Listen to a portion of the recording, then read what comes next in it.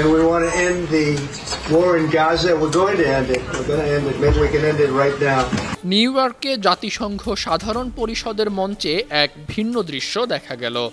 একদিকে চলছিল বড় বড় ভাষণ, আর অন্যদিকে আড়ালে হচ্ছিল ইতিহাস বদলে দেওয়ার মতো এক বৈঠক।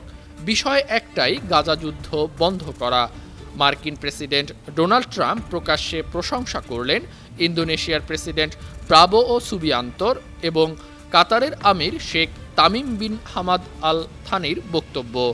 ট্রাম্প হেসে বললেন, সুবিয়ান্তোর টেবিল চাপড়ানোর জোরে ভাষণের শক্তি আরও বেড়ে গেছে।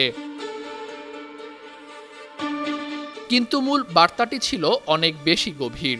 কাতারের আমির সবাইকে মনে করিয়ে দিলেন, তাদের আসার উদ্দেশ্য একটাই, গাজা যুদ্ধ থামানো আর জিম্মিদের মুক্ত করা।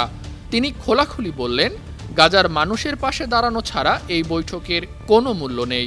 ইসলামিক নেতারা একযোগে ট্রাম্পকে জানালেন, তারা চান যুদ্ধ শেষ হোক।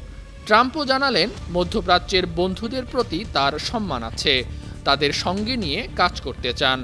তার মতে এই বৈঠক অন্য সব আলোচনার চেয়ে আলাদা।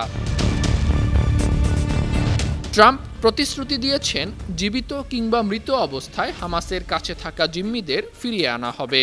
ট্রাম্পের সঙ্গে উচ্চ পর্যায়ের এই বৈঠকে উপস্থিত ছিলেন তুরস্কের প্রেসিডেন্ট রিসেপ তাইপ এরদোয়ান, কাতারের আমির Sheikh Tamim bin Hamad Al Thani, জর্ডানের রাজা আবদুল্লাহ দ্বিতীয়, ইন্দোনেশিয়ার প্রেসিডেন্ট প্রাবোও সুবিয়ান্তো, পাকিস্তানের প্রধানমন্ত্রী শেহবাজ শরীফ, মিশরের প্রধানমন্ত্রী মোস্তফা মাদবৌলি, সৌদি আরবের পররাষ্ট্রমন্ত্রী ফয়সাল বিন ফারহান ও সংযুক্ত আরব আমিরাতের পররাষ্ট্রমন্ত্রী আবদুল্লাহ বিন জায়েদ আল নাহিয়ান।